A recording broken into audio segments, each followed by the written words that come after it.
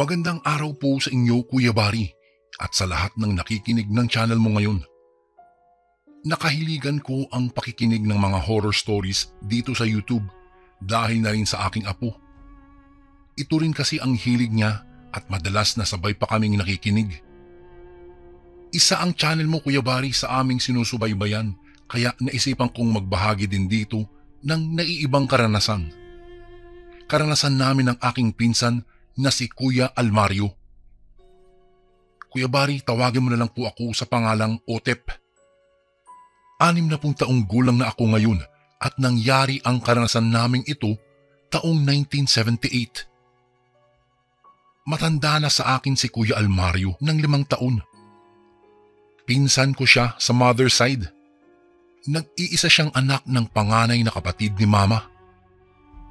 Isang magtutuba si Kuya Almario at dito siya kumukuha ng ipinangtutustos niya sa inang may sakit na tuberculosis.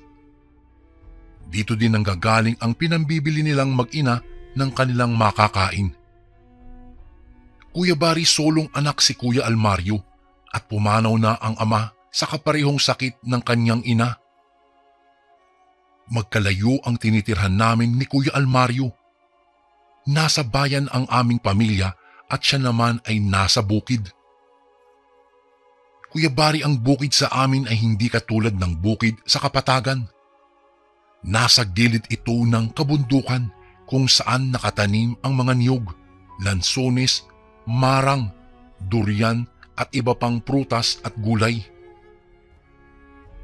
Sa tuwing bakasyon, madalas akong magpaalam sa mga magulang ko upang doon muna mamalagi kila Kuya Almario.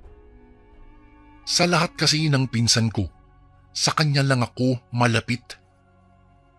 Bukod kasi sa mabait ito, ay marami din akong natututunan sa kanya pagdating sa iba't ibang hayop sa gubat. Isa sa hilig ko ang manghuli ng mga ibon tulad ng alimokon o bato-bato sa Tagalog, tamsi at mayang pula. Noong sumapit ang bakasyon namin, namili na kami ni Mama ng mga pagkaing dadalhin ko at pumili na rin ako ng mga goma para sa gagawin kong tirador at bitag sa mga ibon. Hinatid ako ni Mama at Papa sa bukid. Sumama sila para kamustahin na rin si Tia Salma. Pagdating namin sa lugar, naabutan namin si Kuya Almario na naglalagay ng tungog sa tuba. Kuya Bari, ang tungog ay isang uri ng kahoy na inilalagay sa tuba upang magkaroon ito ng kulay at masarap na lasa. 2 kubo ang naroroon sa nyugan nila Kuya. Ang isa ay para kay Tia Salma at ang isa naman ay para kay Kuya. Masaya niya kaming sinalubong at tinulungan sa mga daladala namin. Kinamusta naman ni Mama si Tia. Bago pa sumagot si Kuya, ay nakarinig kami ng isang babae na umubo. Tinawag nito si Mama. Nagbilin din ito na wag nang pumasok at baka mahawa pa sila. Nakita kong nangilid ang luha sa mga mata ni Mama pero mabilis itong umiwas sa amin. Nilabas nito ang pitaka at nag-abot ng pera kay Kuya Almario. Inabot niya ang isang sisidlan na naglalaman ng mga gamot. Hindi na nagtagal sila Mama at nagpaalam na rin sila. Pinaalalahanan pa ako na magtino at huwag magpapasaway. Unang gabi ko sa lugar, napakadaming kwento ni Kuya Almario sa akin tungkol sa mga ibon. Marami daw ang nagpupugad ng alimokon sa isang malaking puno ng durian nila at may pugad din daw ng loro sa mataas naman na puno ng mahogani. Natuwa ako sa mga sinabi ni Kuya. Nangako naman siya na pagkatapos niya mag-deliver ng mga tuba kinabukasan ay sasamahan niya ako manghuli ng mga ibon. Kinabukasan, maaga kaming umalis ni Kuya para ibaba sa bagsakan ang 5 container ng tuba. Isinakay namin iyon sa karetelang hila ng isang kalabaw. Habang naglalakad pababa, aliw na aliw ako sa madaming mayang pula na nagliliparan sa daan kaya hindi ko naramdaman ang pagod sa paglalakad. Pagdating namin sa bagsakan ng tuba, may isang matandang lalaki ang nauna sa amin. May dala din itong container ng tuba at may mga tao nang namimili dito. Nang makita kami ng ibang kakilala ni Kuya Almario, kaagad itong nagsilapit sa amin at kanya-kanyang kuha ng mga sisidlan. Kaagad na naubos ang mga tubang paninda ni Kuya. Bago kami umuwi ay nagmeryenda muna kami at namahinga sandali. Habang nagkwikwentuhan kami ni Kuya, lumapit yung matandang nagbebenta ng tuba. Magandang araw sa inyo. Hingi sana ako ng pasensya sa inyo kung dito din ako nagbagsak ng mga paninda kong tuba. Medyo matumal na kasi ang bentahan doon sa lugar namin, kaya naghahanap ako ng ibang mapagbebentahan. Wika nito sa amin ni Kuya. Tumayo naman si Kuya Almario at nginitaan ang matanda. Naku, wala akong problema yun. Saan ho ba kayo nakatira? Tanong ni Kuya sa matanda. Sumagot naman ang matanda na sa kabilang barangay lang daw ito nakatira at nagpakilalang si Uro. Ilang minuto lang itong nakipag-usap sa amin at kaagad ding nagpaalam. Hindi pa kasi nauubos ang paninda nitong tuba. Habang papaalis kami sa lugar, muli kong nilingon ang matanda at nakita ko itong nakikipag-usap sa mga taong naroon. Nang sumulyap ito sa amin, hindi ko po alam Kuya Bari, ngunit bigla akong nakaramdam ng kaba. Pagbalik namin ay gumawa na si Kuya ng mga bitag para sa manok na ligaw at alimokon. Pagdating ng hapon, binisita namin ang mga bitag at tuwang-tuwa si Kuya dahil halos lahat ay may huli. 2 manok na lalaki at 10 alimokon ang dala naming papauwi. Bago ko po ipagpatuloy ang kwentong ito ay may request sana ako sa iyo kasundo. Isang pindot lang ito kasundo sa subscribe button namin. Malaking tulong po ito sa amin kasundo upang mapagpatuloy pa namin ang mas marami pang magagandang kwento. Salamat sa pag-subscribe mo, bagong kasundo. Pagdating sa bahay, nadinig kong umubo na naman si Tia Salam. Tinawag nito si Kuya Almario at humingi ng tubig. Kaagad na nagsaing si Kuya at ako naman ay nilinis na ang mga alimokon dahil iyon ang gagawin naming ulam. Nang maluto ay sabay na kaming kumain. Nang sumapit ang 7:00 ng gabi, ito ang oras na pinakahihintay ko. Ganitong oras kasi kami nanghuhuli ng mga mayang pula. Malapit lang sa bahay nila Kuya Almario ang tinutulugan ng mga ibon. Dala ang lambat, ihahagis namin iyon sa malalagong talahiban. Nagpaalam kami kay Tia Salma bago umalis. Pagdating namin sa lugar, dahan-dahan kaming lumapit sa talahiban at ubod lakas na hinagis ni Kuya ang lambat. Napakadaming mayang pula ang nakulong kaya tuwang-tuwa ako Kuya Bari. Kaagad naming nilagay sa kulungan ang mga maya. Noong papauwi na kami, nakakita ako ng imahe ng isang tao sa isang puno ng niyog. Itinuro ko iyon kay Kuya. Tinanlawan niya ng flashlight pero wala namang tao roon.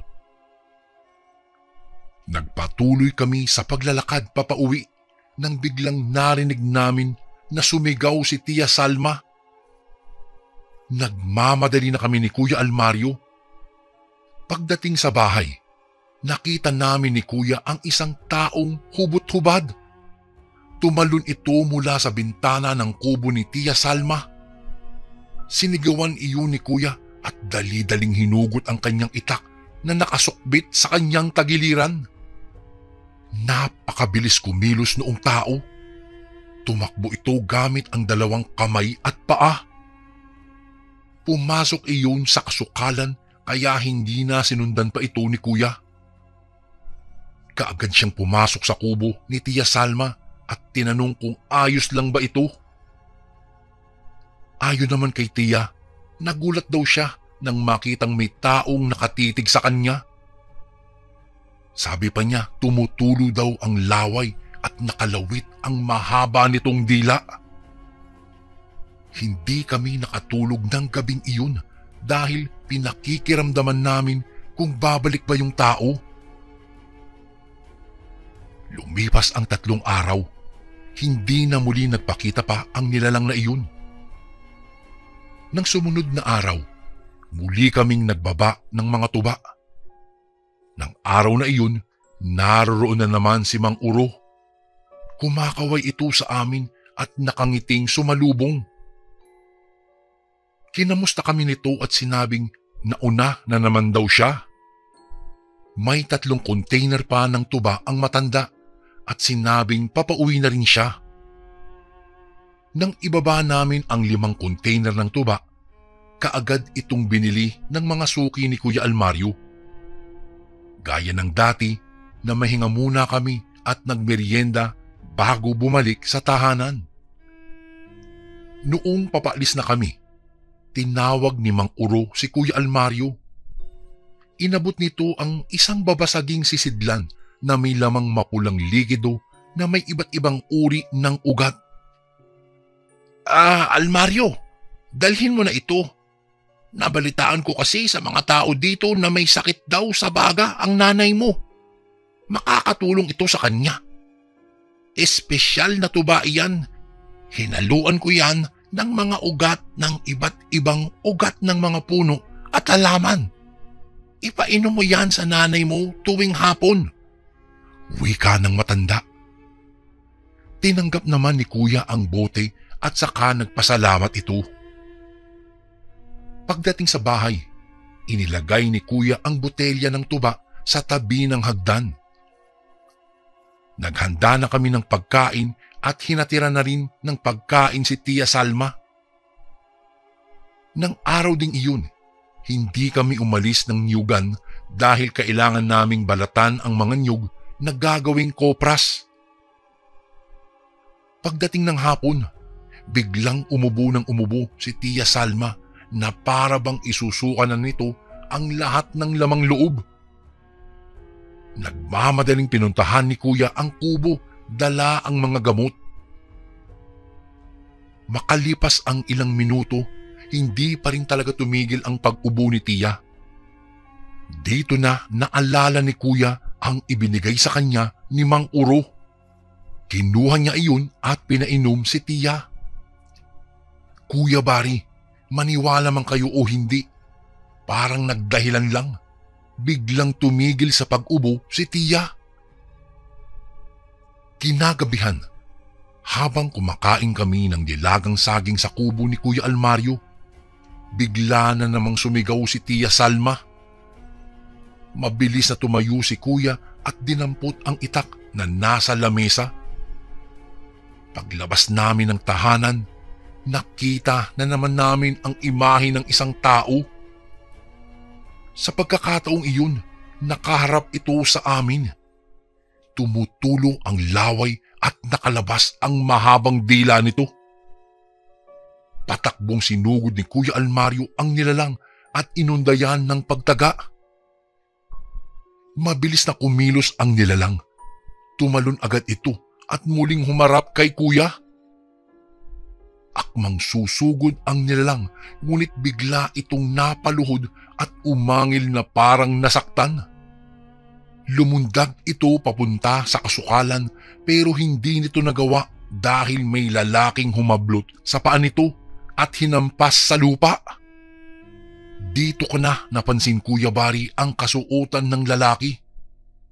Pulang kamesa de chino. Pantalong kulduroy na gulagulanit ang laylayan at buhok na lamang ang puti at parang sintigas ng alambre. Hindi ako maaaring magkamali. Si Mang Uro, ang lalaking lumalaban sa nilalang. Noong saksakin ni Mang Uro ang nilalang sa dibdib, gumawa ito ng napakalakas na pag-angil hanggang sa bigla na lang itong manlupaypay. Humarap sa amin ni Kuya ang lalaki at tama nga ang aking hinala. Si Mang Uro iyon. Lumapit ito sa amin at inutusan kaming manguha ng mga tuyong sanga ng puno para sunugin ang katawan ng nilalang. Wala sa sarili na sinunod namin ang utos ni Mang Uro na manguha nga ng mga tuyong sanga. Matapos makaipon ay kaagad na sinilaban ni Mang Uro ang katawan ng nilalang at ipinaliwanag sa amin kung ano ang nangyari. Ayon kay Mang Uro, ang nilalang ay aswang na anduduno. Naaamoy nito ang mga taong may sakit at ito ang ginagawa nilang pagkain. Matagal na daw na hinahanap ng matanda ang nilalang at nang malamang niyang may sakit si Tia ay sinubaybayan niya ang lugar namin. Matapos magpaliwanag, muling pinaalala ni Mang Uro na ipainom kay Tia ang ibinigay niyang tuba upang gumaling na ito sa kanyang karamdaman. Tumango lang si Kuya Almario at dali-daling pinuntahan si Tia upang alamin ang kalagayan. Inuubo na naman ito kaya muling pinainom ng binigay ni Mang Uro. Simula ng gabing iyon, Kuya Bari, ay hindi na muli pang nagpakita si Mang Uro. Makalipas naman ang isang buwan, biglang naging maayos ang pakiramdam ni Tia at nang dalhin ito sa doktor ay katakatakang wala na ang sakit nito sa baga. Kuya Bari, malaki ang pasasalamat namin kay Mang Uro. Sinubukan namin siyang hanapin ngunit wala ni isang nakakakilala sa kanya. Ito po, Kuya Bari, ang karanasang hindi ko po malilimutan magpasa hanggang ngayon.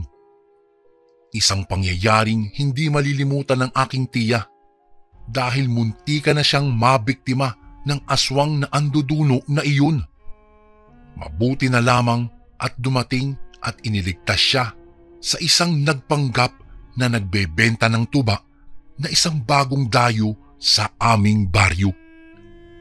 Hanggang dito na lang po ang aking kwento, Kuya Bari, at maraming salamat po kung sakaling mabasa niyo po ito sa inyong channel. Lubos na gumagalang, Otep.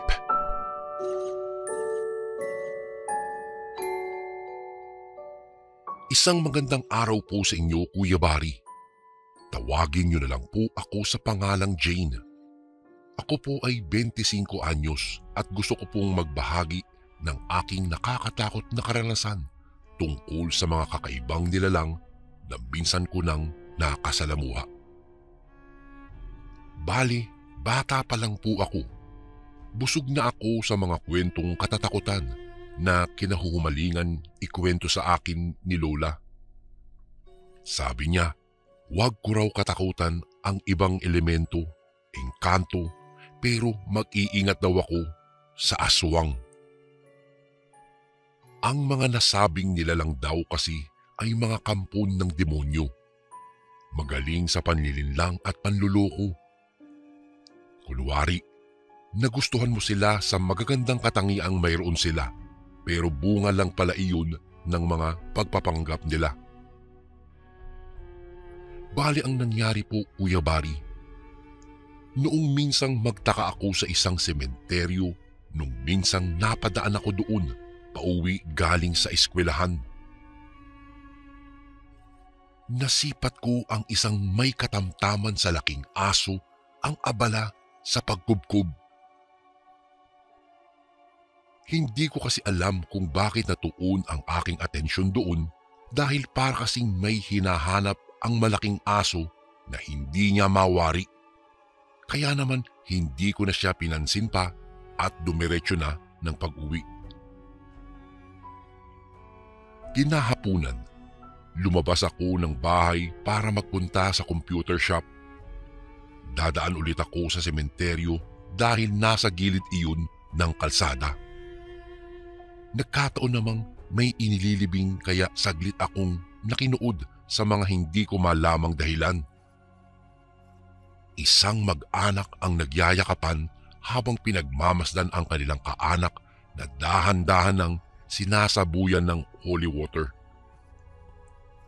Mukhang sobrang mahal na mahal nila ang nasabing kapamilya dahil halos pumalahaw ng iyak ang mga ito habang pinagmamasdan ang pagbaba ng kabaong. Pagkatapos nun, kanya-kanya nang lagayan ng bulaklak sa ibabaw ang pamilya ng namatay. Lumapit po ako at nakiusyoso. Hindi naman sa nakikichismis pero mahilig talaga akong magtanong-tanong ng mga pangyayari sa paligid ko.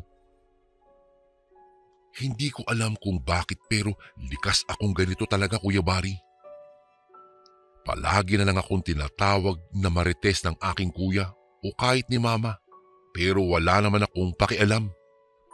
Basta ang gusto ko lang ay malaman kung ano nga ba talaga ang nangyayari sa paligid ko. Hindi nagtagal na pag-alamang kong magkakapatid pala iyong mga babaeng nagyayakapan. Kamamatay lamang ng kanilang ina mula sa sakit na cancer.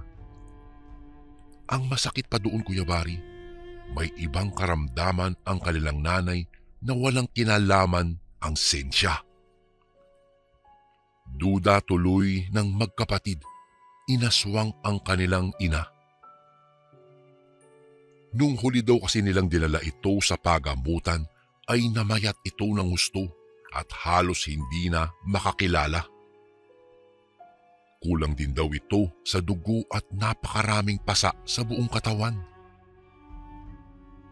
Bago daw ito pumanaw, nanginginig na nagtuturo ang kanilang ina sa bubong at palaging sinasabing may gumagapang raw doon.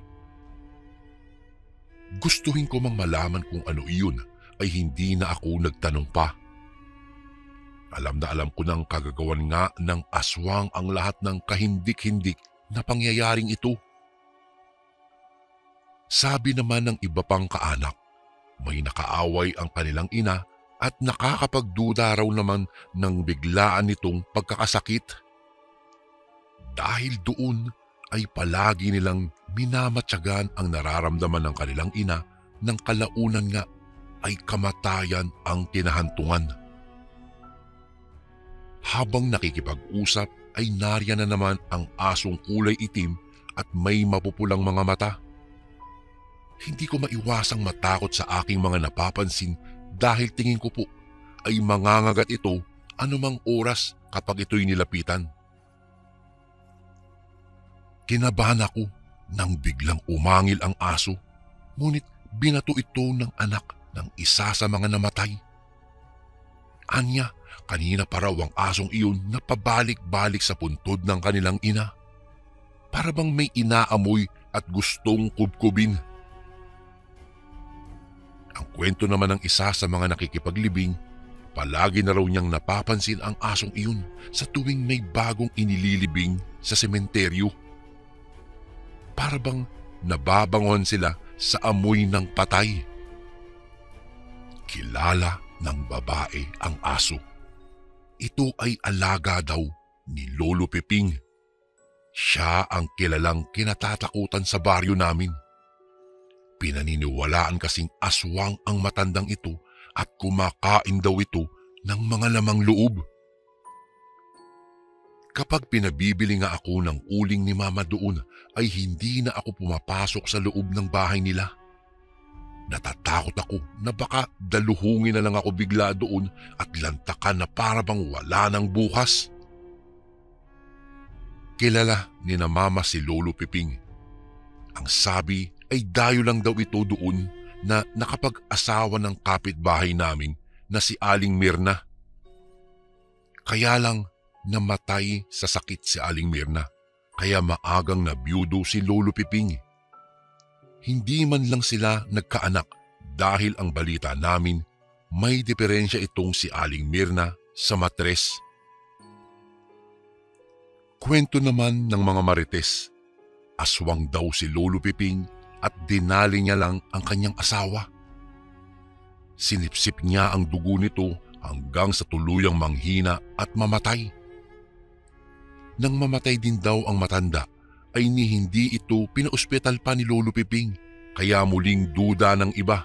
Baka kinain pa niya ang mga lamang loob nito hanggang sa tuluyan na nitong mapawi ang nadaramang matinding gutom. Umiling-iling ako. Hindi ko kayang isipin na sarap ang aswang sa paglantak ng mga lamang loob, gayong ano naman ang lasang makukuha dito maliban sa pandidiri at walang katapusang lansa. Matapos kong makipag-usap sa mga namatayan, ay maayos akong nagpaalam sa kanila na aalis na. Nagpasalamat naman ang dalawa sa aking pakikiramay na kahit hindi ko kilala ang namatay, ay alam ko daw kung papaano pumawi ng lungkot ng isang namatayan. Siyempre, kinuwentuhan ko sila eh. Alam ko naman ang mga ganoong tao ay matutuwa kapag kailangan ng kausap. Bago ko po ipagpatuloy ang kwentong ito ay may request sana ako sa iyo kasundo. Isang pindot lang ito kasundo sa subscribe button namin. Malaking tulong po ito sa amin kasundo upang mapagpatuloy pa namin ang mas marami pang magagandang kwento. Salamat sa pag-subscribe mo, bagong kasundo. Ako kasi dati, Kuya Bari, noong mamatayan ay gusto ko nang kinakausap ako palagi. Ito lang ako. Simple pero palatanong at mahilig makipag-usap na tao. Nagtuloy na ako sa aking sadya at hindi na namalayan ang pag-usad ng oras. Bandang 9:00 ng gabi nang mapadaan ulit ako sa sementeryo.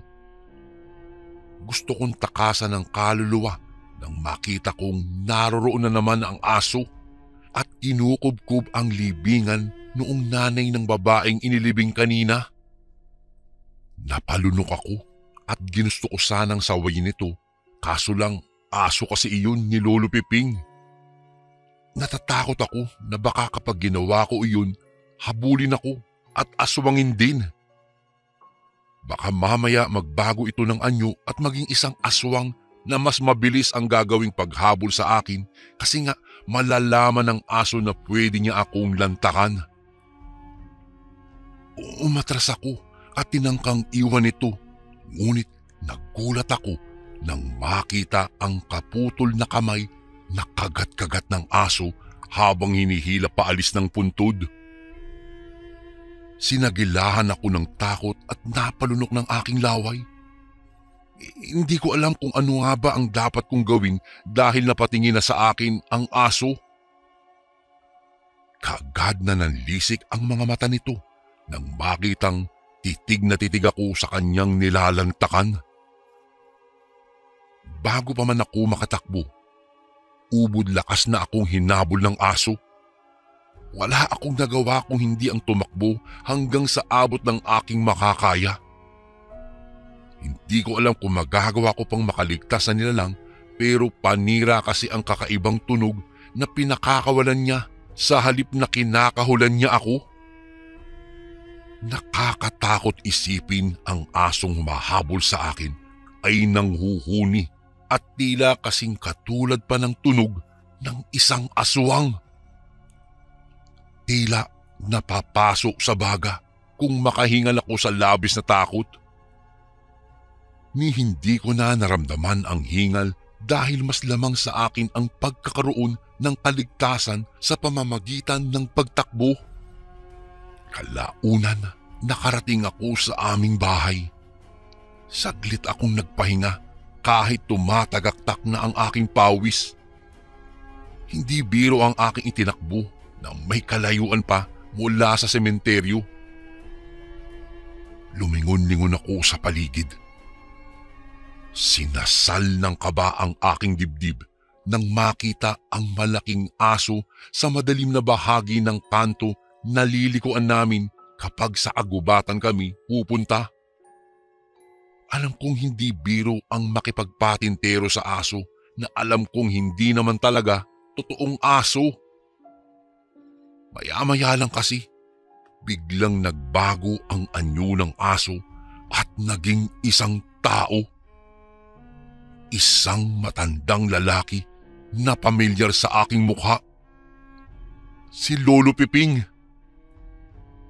Baliwalang tumayo ang matanda na para bang hindi niya iniinda kung nakita ko siya o hindi. Ni hindi man lang siya nag-alala nang makita niyang titig na titig ako sa kanya. Mula po noon, Kuya Bari, iniwasan ko na si Lolo Piping.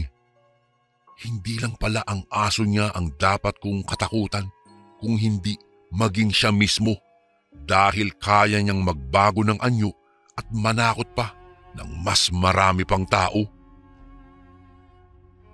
Napagtanto kong kaya pala nagbabago ng anyo si Lolo Piping sa gabi ay dahil gusto niyang makapambiktima ng mga kawawang bangkay na kalilibing pa lang sa sementeryo. Mas lalo akong nangilabot noong napag-alamang kong isa pala siyang balbal. Inabot siya ng gutom kaya nagawang manlantak ng mga patay. Gusto ko sanang ipaalam sa mga anak ng kalilibing lang na ginang na ang kamay ng kanilang ina ay dinali na ng mga aswang, kaso lang natatakot po ako. Hanggang maaari, ayaw ko nang makasalubong pa si Lolo Piping dahil sa tuwing nakikita ko po siya ay pinanlilisikan niya ako ng kanyang mga mata. Hindi ko na nagawa pang ikwento pa sa iba ang tungkol sa lihim ng aso ni Lolo Piping. Natatakot akong baka kapag umabot sa kanyang pandinig na ako ang dahilan ng kanyang pagkabuking ay aswangin niya ako at huwag nang pakawalan pa. Kahit papaano ay nagkaroon ng aral sa akin ang mga nangyaring noong gabing iyon, Kuya Bari. Hindi madaling tumakas sa kamay ng aswang pero kahit papaano ay nagawa ko po. Sana lang wag na itong maranasan pa ng iba. Iwasan din ang maging usisira at sa halip ay dumiretso na lang sa mga lugar na sadya natin para mailayo tayo sa tiyak na kapahamakan. Lumipas ang ilang buwan. Namatay ang asawa ng isa sa mga kapitbahay namin na si Aling Luring. Ayon po sa nagkwento sa akin, Kuya Bari, noong inililibing daw ang namatay ay naroon daw at umaaligid-aligid sa paligid ang itim na aso. Matapos daw ang libing ay nanatili daw ito sa gilid ng puno. Noong wala na daw ang mga tao ay agad daw kinubkob ng asong ito ang kalilibing palang na bangkay. Sa di kalayuan pala ay nagmamasid ang isang sepulturero. Kitang-kita daw niya ang lahat ng pangyayari noong hatakin daw ng asong iyon ang katawan ng kawawang kamamatay lamang. Halos mawalan daw ng kaluluwa ang sepulturero noong makita nang habang kinakain ang lamang loob ng nasabing bangkay ay siyang biglang pagbabago ng anyo nito at naging isang matandang lalaki. Matapos po daw ang pangyayaring iyon ay kumalat sa baryo namin ang tungkol sa nangyaring iyon. Isang araw, sinugod ang bahay ni Lolo Piping at sinunog ito ng taong bayan. Kumpirmado nilang aswang talaga ito dahil sa nasaksihan ng sepulturero. Hindi na nakalabas pa ng bahay si Lolo Piping upang ipagtanggol ang kanyang sarili at namatay agad dahil nga sa sunog. Marahil ay kasama din niya ang kanyang aso na namatay sa loob ng bahay. Lumipas ang mahabang panahon, naging payapa na ang aming baryo at wala nang kababalaghang nangyari pa sa aming paligid. Isang karanasan ko po ang hindi ko malilimutan kaya ko po ito isinulat sa inyong channel. Isang aral din ang aking natutunan. Isang kahindik-hindik na nilalang ang aking nasaksihan at tumatak na sa aking isipan magpasa hanggang ngayon dahil lang po sa isang itim na aso ni Lolo Piping. Hanggang dito na lang po ang aking kwento, Kuya Bari. Salamat po sa inyong pakikinig. Lubos na gumagalang, Jane.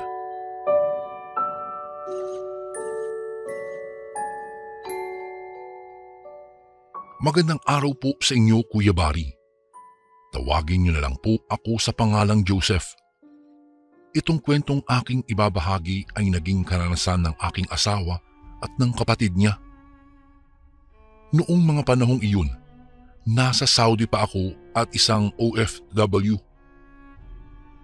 Dahil mag-isa lang si Clara sa bahay, pinayuhan ko siyang magpasama na lang sa kanyang kapatid na si Cathy. Hindi naman siya tinanggihan ng aking hipag. Magmula noong nagtatlong buwan ang tiyan ni Mrs. ay kasama na niya sa aming bahay itong si Cathy. Isang araw, nagulat silang dalawa dahil nawalan ng tubig sa bahay. Pareho silang nagtaka noon dahil tumutulo naman ang gripo ng nagdaang araw. O bakit kaya nawalan ng tubig? Di kaya barado yung tubong nakakonekta sa ating gripo?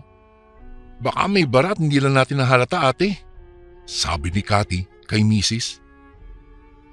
Oo nga eh, siguro mas mainam pa siguro magpatawag tayo ng tubero. Baka may kakilala ka ha, sabihan mo na pumunta rito, anya ni Mrs. Sige ate, subukan ko magtatanong-tanong sa mga kaibigan ko. Baka may kakilala silang tubero. Tugon naman ni Cathy sa kanyang ate. Napatango na lang ang aking asawa sa kanyang kapatid. Noong mga panahong iyon, umalis si Cathy para pumunta sa kanyang kaibigan. Nagtanong-tanong siya sa kanila hanggang sa may nakapagsabi sa kanya na may isang magaling na tubero raw siyang kakilala. Dahil doon, ibinigay ni Cathy ang address ng kanyang ate. Sinabi niya rin kailangan nila ng tubero agad-agad at saka umuwi. Pagkarating ni Cathy sa bahay namin, masaya niyang ibinalita kay Mrs. na may kakilala ang kaibigan niya at papupuntahin na lamang daw nila mismo sa bahay namin. Wow, mabuti naman kung ganun, Cathy, dahil mahihirapan tayo sa pag-iigib eh, lalo na't buntis pa ako, sabi naman ni Clara. Hintayin na lang natin siya, ate, baka maya-maya lang nandito na yun, wika ni Cathy. Iyon nga po, Kuya Bari, naghintay sina Cathy at Clara sa tuberong sinasabi. Nagtiis sila ng walang tubig. Lumipas ang ilang oras, subalit hindi pa rin nakakarating ang nasabing tubero. Mura ng mura si Mrs. noon dahil wala silang tubig. Isa pa ay wala silang mautusang umigib. Ano ba naman yung tuberong yun? Bakit hanggang ngayon wala pa? 4:30 na, tingnan mo. Bulalas ni Clara. Pareho lamang silang natigilan ni Cathy nang may biglang kumatok sa pintuan ng aming bahay. Tao po! Tao po! Ako po yung tubero! Napabuntong hininga na lang si Clara noon at inutusan ng kanyang kapatid na papasukin ang tubero. Pagkaalis ni Cathy, agad na nakaramdam ng sakit ng tiyan ang aking asawa. Para daw pinipiga iyon, dahilan para mapaupo siya. Pinilit niyang huwag indain iyon dahil haharap siya sa tubero. Ate, ito na si Mang Dante. Siya yung tubero na nirekomenda ng kaibigan ko, wika ni Cathy. Napatango naman si Mrs. sa kanya at saka ipinakilala ang kanyang sarili. Noong mga panahong iyon, Kuya Bari, niyaya ni Clara ang tubero na magmerienda muna. Subalit, nagwika ang nasabing lalaki. Naku ma'am, mamaya na po. Tatapusin ko na lang muna ang pinagagawa niyo sa akin. Sa kadahilanang iyon, itinuro na lang ng aking asawa ang koneksyon ng mga tubo sa bahay. Inisa-isa naman iyon ng tubero at halata raw na alam niya ang kanyang ginagawa. Nasa likuran lang noon si Clara at Cathy nang biglang mapahiyaw ang aking asawa. Aray ko! Ang sakit ng tiyan ko! Pagkarinig ng tubero ng wika ni Mrs., tumigil iyon sa kanyang ginagawa. Lumingon iyon kay Clara, saka parang napangisi. Napatitig siya sa tiyan ng aking asawa, saka parang napadila. Nakatinginan sila Cathy ng mga panahong iyon. Dahil doon, nakaramdam ng hiya ang tubero. Muli niyang ipinagpatuloy ang kanyang ginagawa. Kuya, sandali lang ha, magpapahinga lang muna ako ng saglit. Sobrang sakit kasi ng tiyan ko sabi ni Clara sa tubero. Hinatid siya ni Cathy sa aming silid at noong naroroon ay nagwika si Mrs. Cathy, ikaw na munang bahala sa tubero ha. Tumango naman si Cathy noon at saka muling bumalik sa tubero. Habang naglalakad siya, naisip niyang matyagan ang tubero. Bakit kaya ganun siya kung makatitig kay ate ko? Tanong ni Cathy sa kanyang sarili. Habang siya ay naglalakad, napatitig siya sa orasan. Napailing na lang siya noong malamang malapit ng mag-alas 7 ng gabi iyon. Ay, kung maaga sanang dumating ang tubero, tapos na sana ang ginagawa niya. Noong malapit na si Cathy sa tubero, nagdahan-dahan siya sa kanyang paglalakad. Nang nasa pinto na siya, sinilip niya ang lalaking iyon. Laking gulat ni Cathy nang makita niyang nililinisan ng tubero ang baradong tubo. Ngunit ang kakaiba ay gamit niya ay ang mismong dila niya. Noong mga panahong iyon, halos mapasigaw si Cathy dahil sa gulat. Tinakpan na lang niya ang kanyang bibig, saka hinintay na matapos na lang si Mang Dante sa kanyang ginagawa. Naku, bakit kaya ganyan ang tuberong yan? Tanong niya sa kanyang sarili. Subalit, upang hindi siya mahalata ng tubero, hinintay niyang matapos ang gawain ng tubero at saka lumapit doon. Manong, tapos na ho ba? Sabi ni Cathy. Napalingon sa kanya ang nasabing tubero at saka napangisi. Opo ma'am. Akala ko nga ay mahihirapan ako pero mabilis lang palang pagawa nito. Wika ng tubero sa kanya. Sige, salamat po kuya. Halika muna nang makakain ka. Pagyaya ni Cathy. Bago ko po ipagpatuloy ang kwentong ito ay may request sana ako sa iyo kasundo. Isang pindot lang ito kasundo sa subscribe button namin. Malaking tulong po ito sa amin kasundo upang mapagpatuloy pa namin ang mas marami pang magagandang kwento. Salamat sa pag-subscribe mo, bagong kasundo. Napatango sa kanya ang lalaking tubero at saka sumama patungo sa sala kung saan naroroon ang nakahandang pagkain. Maitanong ko lang nasaan na yung buntis mong kapatid? Hindi ko na kasi siya nakita Tanong ng tubero sa kapatid ng aking asawa. Hindi kaagad nakasagot si Cathy dahil nakaramdam siya ng panghilakbot. Nandun siya sa silid ho, nagpapahinga na dahil masakit ang tiyan niya. Wika naman ni Cathy sa tubero. Napangisi sa kanya ang tubero at kita niya sa mukha noon ang kasabikan. Ay, ganun ba? Oo, iba talaga kapag buntis. Madalas sumasakit talaga ang kanilang tiyan. Nang mga panahong iyon, Kuya Bari, kumain na si Mang Dante. Napalunok na lang ng laway si Cathy dahil kakaiba raw ang paraan ng pagkain noon. Para daw may halong gigil iyon at saka pananabik. Pagkatapos kumain ng tubero, agad na ibinigay ni Cathy ang bayad niya. Nagpaalam na rin ang tubero noon kaya parang nabunutan ng tinik sa lalamunan itong si Cathy. Hinatid niya sa labas ng bahay namin ang tubero at noong nasa labas na sila ng bahay, nagulat si Cathy dahil parang nag-iba ang aura ng lalaki. Noong makalayo na ang tubero, pinagmasdan siya ni Cathy at nagulat na lang nang biglang nawala na lang bigla ang tubero. Hindi niya alam kung saan nagtungo yun. Parang magic naman. Ala, bakit kaya mabilis ang galaw nun? Nawala bigla. Tanong ni Cathy sa kanyang sarili. Napabuntong hininga na lang siya at saka nagpasyang bumalik na lang sa loob ng bahay namin. Pagkapasok ni Cathy sa bahay, agad siyang pumunta sa silid namin. Nakita niyang nakaidlip na pala si Clara, kaya bumalik na lang si Cathy sa sala upang kunin ang pinagkainan ng tubero. Noong makuha na niya iyon, pumunta si Cathy sa kusina. Minabuti niyang hugasan na lang iyon para wala na siyang hugasin kinabukasan. Noong nasa kalagitnaan ng paghuhugas ng pinggan itong si Cathy, nang makarinig siya ng kalabog sa ibabaw ng bubungan. Noong una ay hindi niya iyon pinansin, ngunit lumaon na ulinigan niyang umuungol ang aking asawa. Dahil doon, dali-daling pumunta si Cathy sa aming silid. Pagkarating niya roon, laking gulat niya nang mapatingala siya sa kisame.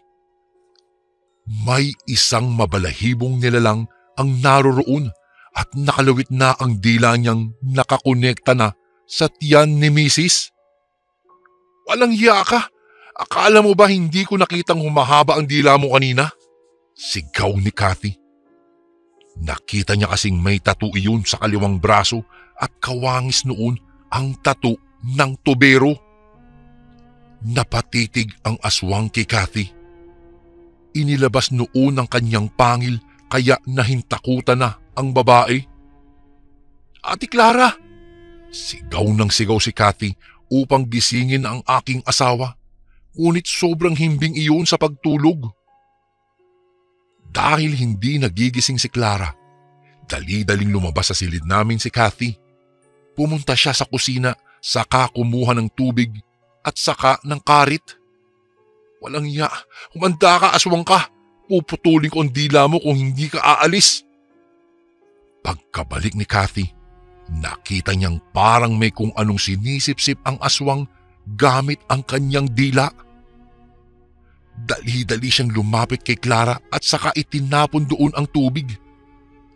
Pagkatapos noon, walang pagdadalawang isip niyang tinaga ng karit ang dila ng aswang. Isang malakas na ungol ang kumawala sa aswang at kasabay noon ay tila nataranta iyon. Sakto namang nagising si Clara kaya lalong natataranta ang aswang. Ungol iyon ng ungol dahil sa sakit na kanyang nararamdaman. Walang yakang aswang ka, hindi ba't ikaw ang tubero? Akala namin ay maaasahan ka, isa ka palang traidor. Sigaw ni Cathy sa aswang na tubero. Maya-maya'y gumapang ang aswang patungo sa pintuan ng bahay namin. Noong naroon na siya, napalingon siya kina Cathy at Clara. Tumitig iyon ng mabalasik habang pilit na pinipigilang tumulo ang laway niyang hinaluan ng kanyang dugo. Punyeta ka! Umalis ka na, aswang ka! Kapag hindi ka pa umalis, titiyakin kong mamamatay ka ngayon, sigaw ni Cathy.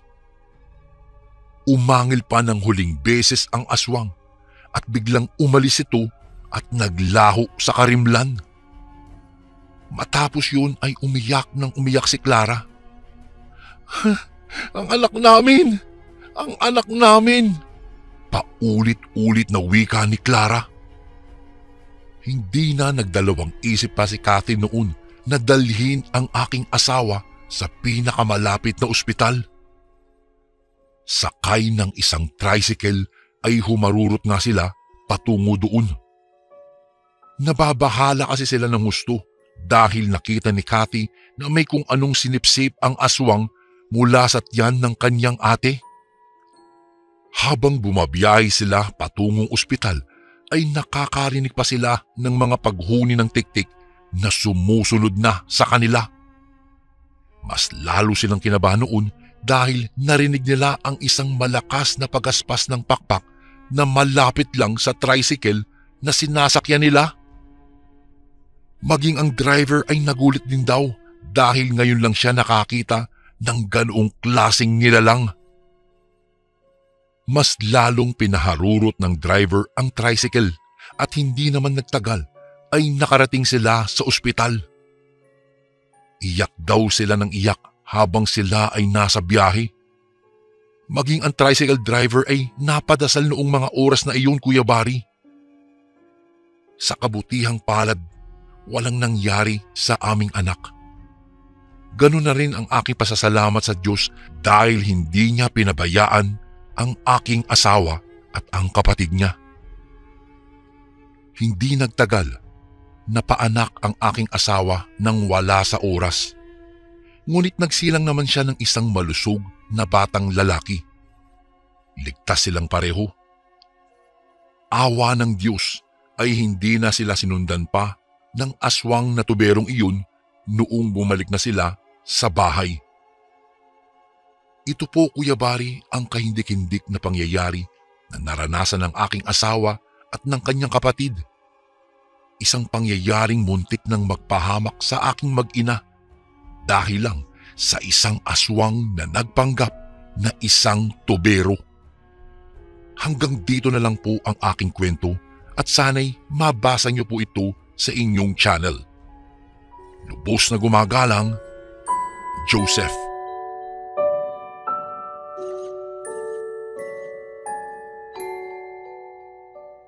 Isang magandang araw po, Kuya Bari.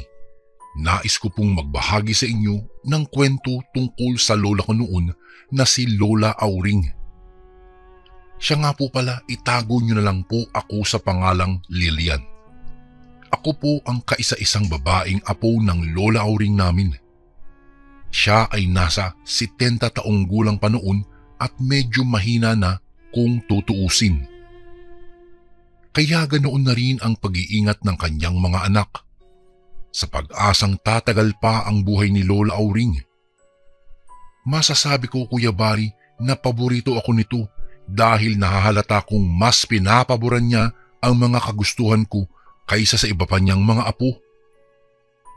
Minsan kapag umuwi ako galing eskwelahan ay napapadalas po ang pagbisita ko noon sa kanyang bahay. Doon ko napaghalatang parang may iniinda siyang karamdaman. La, kamusta na po kayo? Bukang bibig ko tuwing siya'y aking nakakausap. Ngunit palaging niyang sinasabi na maayos at malakas pa siya. Wala raw dapat kaming ikabahala sa kanyang kalagayan. Sa kanyang edad, magtataka kayo dahil mag-isa lamang siya sa kanyang tirahan.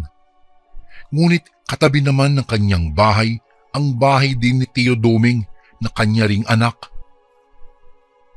Simula pa noong nag-asawa ang kanyang mga anak, mas pinili nitong magsarili at huwag umasa sa iba. Isang araw, 3:00 noon, Kuya Bari, ng hapon, naisipan ko na bisitahin itong si Lola Auring sa kanilang bahay. Hindi naman kalayuan mula sa lugar namin ang bahay na kanyang tinutuluyan kung kaya't kahit anong oras ay pwede mo siyang puntahan. Pagdating ko po, Kuya Bari, ay halos lahat ng pinto ay nakasarado. Tanging sa kusina lang nakabukas kaya walang alinlangan akong pumasok doon. Tumambad sa akin si Lola Auring na tila naglalagay ng animo langis sa kanyang mga braso. Napabuntong hininga na lang ako nang makita ko siyang nagulat. Agad niya naman itong hinulog sa gilid ng kanyang upuan at lumapit sa aking kinatatayuan. "O Lilian, ba't naparito ka?" Saad nito na parang kinakabahan. Nagmano ako at nagpaalam din kalaunan. Hindi ko na tinanong, Kuya Bari, kung ano ang kanyang ipinapahid sa kanyang braso dahil baka gamot lang ito sa balat. Habang tumatagal noon, mas napapalapit ang loob ko kay Lola Auring dahil nararamdaman ko ang pagmamahal ng isang ina sa kanyang anak. 3 taon kasi ako noon nang pumanaw dahil sa sakit ng puso ang aking ina. Pangungulila sa ina ang nasuklian noong napagpasyahan ni Tatay Jaime na tumira ako pansamantala kay Lola sa kadahilan ng magtatrabaho ito sa Maynila. Sa una, inakala kong magiging madali lang para sa akin ang tumira roon kasama si Lola, subalit malayo ito sa aking inasahan. Nagkalat kasi ang chismis tungkol sa di umanong aswang na sumasalakay sa mga alagang hayop sa lugar na iyon. Araw-araw na lang may nadadat ng patay na hayop sa bawat bakuran ng mga kapitbahay namin. Para makasigurong ligtas ang aking lola, ay hindi ko siya hinayaang mag-isa sa bahay niya. Lumipas ang mga gabing nakakatakot. Doon na natigil ang pag-atake ng nasabing nilalang na pumapatay ng mga hayop sa buong barangay. Kabaliktaran ng magandang balita ang nangyari kay Lola Auring. Tuluyan nang nanghina ang kanyang katawan. Marahil dahil sa katandaan, kaya ganoon na lang ang nararanasan niya. Isang gabi, habang nasa kalagitnaan ako ng aking pagtulog, isang malakas na kalampag galing sa bubungan ang narinig ko. Wala naman akong ideya kung ano iyon at isinawalang bahala na lamang ito. At bigla na lamang akong naalipungatan matapos makarinig ng tila buto na nginangat-ngat. Kinabahan ako dahil baka si Lola na ang pinagdidiskitahan ng aswang na iyon. Lumabas ako, Kuya Bari, subalit wala noon si Lola sa kanyang kwarto. Kasunod nito ay napabuntong hininga na lamang ako nang makita ang isang nilalang sa labas ng kusina na alam kong iyon ang naturang aswang. Naku, sana panaginip lang ito. Kabadong bulong ko habang nakatitig sa likuran ng aswang. Sa murang edad ko noon ay hindi ako magtatangkang lumikha ng ingay na tiyak na ikakagalit ng aswang. Tanging pagtakbo papuntang kwarto ang aking nagawa dahil parang hihimatay na ko noon, Kuya Bari, sa takot. Pagkatapos ay nawala na lamang ako ng malay at nagising kinaumagahan na. Nasa harapan ko si Lola Auring at tinititigan niya lamang ako. Salamat naman at nagising ka na, anya sa akin. Bahagya akong tumayo at isinalaysay sa kanya ang lahat ng aking nasaksihan. Walang imik na natulala na lamang si Lola matapos kong banggitin ang aswang na kumakain ng patay na hayop. Ilang sandali pa ay dumating si Tio Doming para bigyan kami ng babala na panatilihing nakasara ng maayos ang bawat pintuan kasi talamak na noon ang kaganapan na may kaugnayan sa aswang. Noong kumagat ang dilim, wala ni isang taong tumangkang gumala sa madilim at nakakatakot na gabi. Pati pag-ihi ko noon, Kuya Bari, ay pilit dahil sa kabang nararamdaman, subalit hindi ko na natiis at pumaroon din sa palikuran. Sa parehong pagkakataon, nakasabay ko si Lola Auring.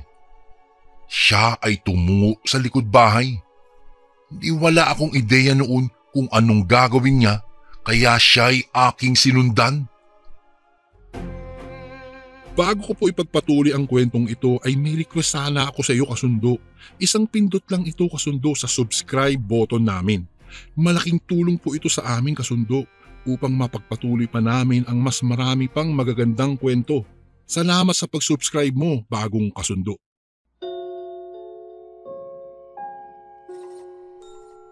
Totoo ba itong nakikita ko? Bulong ko habang pinagmamasdan ang pagpapalit anyo ni Lola Auring. Mula sa isang ugod-ugod na matanda ay naging aswang ito na may matatalas na kuko at itim na balahibo. Madilim sa aking kinaroroonan, subalit naulinigan niya pa rin ako. Biglang nagkasalubong ang aming mga paningin at dahan-dahang bumalik sa dating anyo. Kayo po ang aswang? Ani ko na tila estatwang nagsasalita sa harapan ni Lola Auring. Tumango siya sa akin na parang kinakabahan. Pagkus nasaksihan ko kung ano ang itinatago niyang sikreto. Sa loob ng bahay namin pinag-usapan ang lihim at tunay niyang pagkatao. Hindi ko alam pero naawa ako sa kanya, Kuya Bari, dahil malaking pasanin iyon. Mahirap ngunit tinanggap ko siya bilang ganoon. Sabi niya sa akin, ako lamang ang tanging nakakaalam kung anong sikreto ang kanyang itinatago sa likod ng dilim. Sa kanyang katandaan, tanging laman ng hayop ang nagpapanatili sa lakas niya. Napapawi ang kanyang gutom dahil rito. Iyon ang kagawian ng isang aswang. Subalit kahit kailan ay di siya tumikim ng karne ng tao. Simula nang mangyari iyon, Kuya Bari, naging mailap sa mga tao si Lola Auring. Unti-unting nanghina at dumating ang puntong nagkasakit siya. Lubos ang pag-aalala ng kanyang mga anak, gayon din si tatay na naroroon sa Maynila. Isang araw, habang ako noon ay nagluluto, bigla na lang natumba sa pagkakaupo si Lola at nawalan ito ng malay. Pagkalipas ng ilang segundo, doon niya sinabi na magpapaalam na daw siya. Nagulat naman ako matapos niyang sabihin iyon. Patakbo na sana ako noon para tawagin si Tio Doming, subalit pinigilan niya ako. Lilian, ikaw lang ang natatanging papamanahan ko nito. Tugon niya habang naghihingalo. Tumutulo sa kanyang dibdib ang luha ko noon. Wala akong ideya sa kanyang mga tinuran. Tanggapin mo ang pamana ko, saad niya habang binubulong sa akin ang di ko mawaring mga salita. Sabay bigay sa akin ng isang batong parang kahoy. At doon na nga siya binawian ng buhay. Makalipas ang ilang araw, tuluyan na ring binurol ang labi ni Lola Auring. Mabuti na lamang ay umuwi noon si tatay para mapawi naman kahit kaunti ang pagdadalamhati ko sa nawalang mahal sa buhay. Ay, kaya ko bang panindigan ang ipinamana mo sa akin, Lola? Tanong na wika ko sa harapan ng kanyang kabaong. Hindi nagtagal, tuluyang nilibing na si Lola. Kasunod noon, Kuya Bari, ang mapait na karanasan ko dahil sa ipinamanang itim na tadhana para sa akin. Ngunit kailanman ay hindi ko hinawakan ang ibinigay niyang bato. Bagkus ibinalot ko ito sa isang pulang tela at itinago. Bumalik na rin kami noon sa dati naming tirahan. Naging abandonado na ang dating bahay mula nang mamatay si Lola. 19 na taong gulang pa lamang ako, ngunit iba na ang karanasan ko. Isang araw, maging sa pagtulog ay hindi ako pinatatahimik ni Lola. Nababahala na ako na baka ikamatay ko ang pamanang ipinagkaloob niya sa akin. Hanggang dumating ako sa puntong ginamit ko po ang bato. Mahirap mang sabihing aswang ako pero hindi ko iyon ginusto. Uhaw sa dugo at takam na takam sa hilaw na laman. Iyan ang nais ko araw-araw para mapawi ang gutom ko.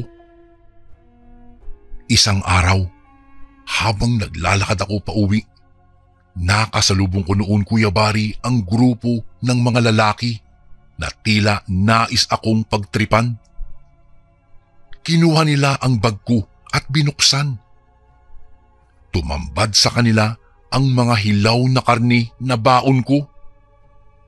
Tinawag nila akong halimaw dahil bakas pa sa aking labi ang mga dugong nakakalat.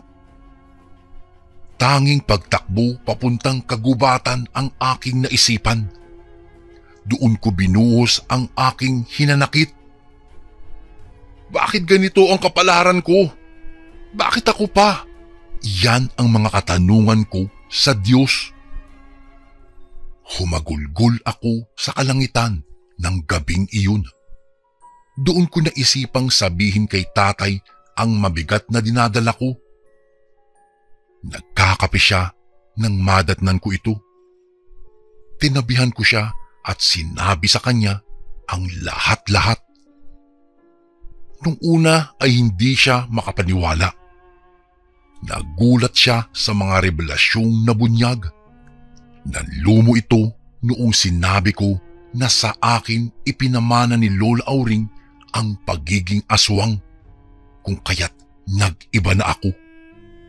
Hindi na ang dating mabining si Lilian. Hindi ito maaari. May paraan pa para matanggal ang sumpa na yan. Wika ni Tatay Jaime. Nagpasya siyang humanap ng isang magaling na albularyo sa mga karatig barangay namin. At dito na nga namin nakilala si Mang Pedroy, isa sa magaling na albularyo na nagmula sa Antique. Masasabi ko pong tanyag siya sa larangan ng panggagamot. Nagbayad pa noon, Kuya Bari, si tatay ng malaki para puntahan lang kami ni Mang Pedroy sa bahay namin. Binigyan niya ako ng proteksyon sa anumang lamang lupa na magtatangkang gumalaw sa akin. Saad pa nito na maaaring balikan ako ng iba pang aswang kung hindi ko ililibing ang naturang bato katabi ni Lola Auring. Bukas, Biyernes, gawin mo ang mga sinabi ko sa iyo. Iyon lang ang makakapagligtas sa iyo, iha, sabi sa akin ng albularyo. Kinahaponan noon, bumuhos ang malakas na ulan. Tumagal ito hanggang gabi. Kasabay ang pag-angil ng mga aswang sa labas ng bahay namin. Lubos ang pagkatakot ko dahil sa mga sandaling iyon ay hindi ko pa nagagawa ang sinasabi ni Mang Pedroy. Kaya mo yan, Lilian. Pagpapalakas loob sa akin na wika ni Tatay Jaime. Sa madilim at makipot na daan ay tinahak ko ito para makarating sa sementeryo. Kasama ko naman si tatay kaya hindi ako gaanong kinakabahan. Alam kong hindi niya ako pababayaan. Dala ang matalim na itak. Binantayan niya ako upang di makalapit ang ibang aswang na nais makuha ang bato. Hinukay ko ng bahagya ang lupa at ito'y inilibing. Sa oras na iyon, tila nawala sa aking katawan ang sumpa ng tadhana. Pagkalipas ng ilang linggo, bumalik sa normal ang buhay namin ni tatay. Ang pamana ay masasabi kong isa sa dapat iniingatan dahil nariyan ang alaala ng mga mahal natin sa buhay. Ngunit sa pagkakataong buhay ang nakasalalay, sakripisyo na ang nararapat dito. Isang pangyayaring hindi ko po malilimutan, Kuya Bari. Nagbago ang aking pananaw sa buhay. Mas lalo akong naging matatag ngayon at nagkaroon ng direksyon ang aking buhay. Isang karanasan ang muntikan ng magpabago sa aking landas dahil lang sa isang pamana ng aking si Lola Auring.